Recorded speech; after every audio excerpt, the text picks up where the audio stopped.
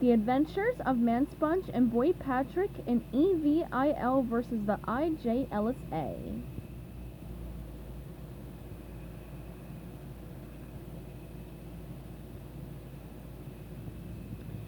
Chapter 7. Krack-A-Towa. SpongeBob shot Patrick a nervous glance. "Just a second, Mermaid Man," he said, pulling Patrick aside. "What are we going to do?" SpongeBob whispered urgently to Patrick. "This is our chance to be part of a legendary team of crime fighters."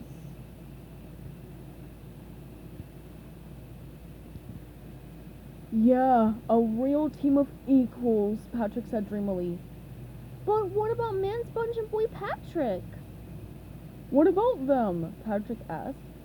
"If we put on these costumes, we'll have to give them up. We can't be both." Patrick frowned. "I hadn't thought about that." "It's true, Patrick. What are we going to do? I can't just stop being Man Sponge. Remember the day we first became super crime fighters?" "Like it was yesterday," Patrick replied. "It all started when you were bit by the rabid clam." "Huh?" SpongeBob said.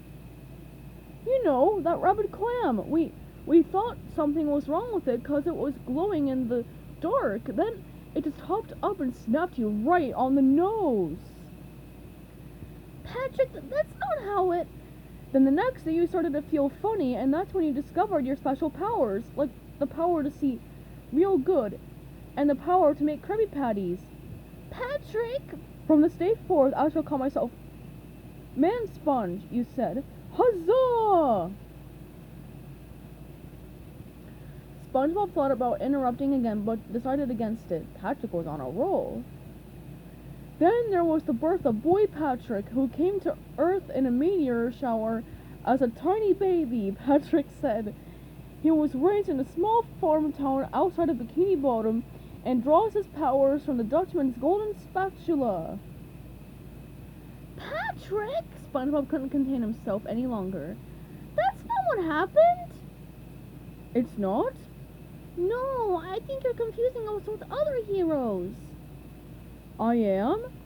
"Yes." "Then what really happened?" asked Patrick. "Well, we were going to go jellyfishing, but we found holes in our nets, remember?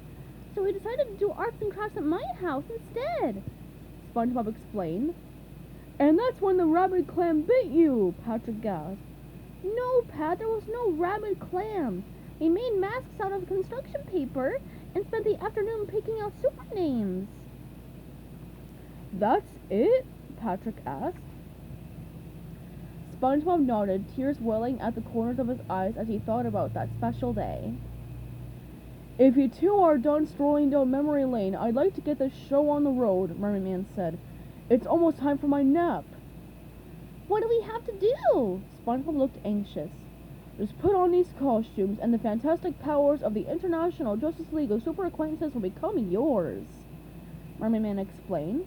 "Wow, I didn't think superpowers worked that way," Sandy said. "Sure, the power is all in the costume," Mermaid Man told them. "Why else will we run around in colored undies?"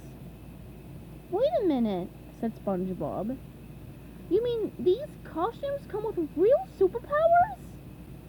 "That's right, Bucky," Mermaid Man replied. SpongeBob and Patrick exchanged a glance. They could still be Man Sponge and Boy Patrick when they switched costumes. "Count us in," they said together.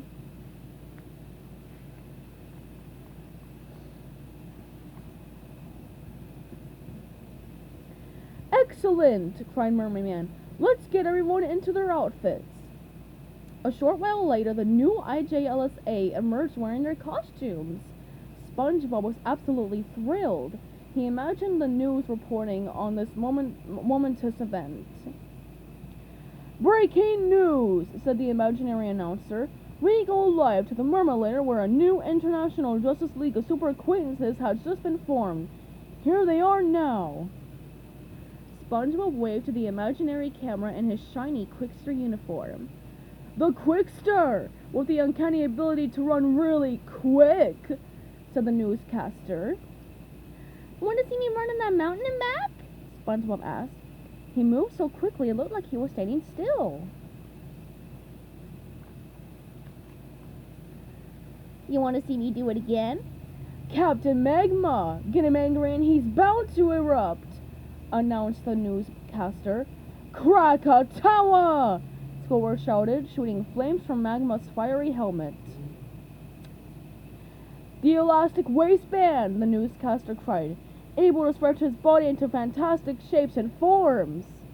I can finally touch my toes! Patrick exclaimed, using the waistband's powers to twist himself into a pretzel. And Miss Up Here! Now you see her? Now you don't, the newscaster said. Sandy stepped forward and Miss Up Here's costume and suddenly faded from view.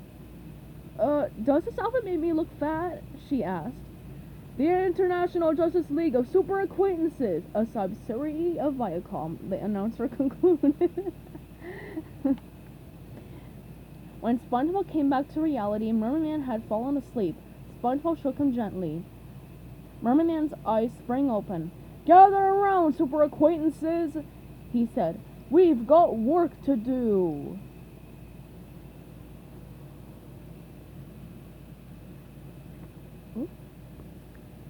Stay tuned for Chapter 8, coming up soon.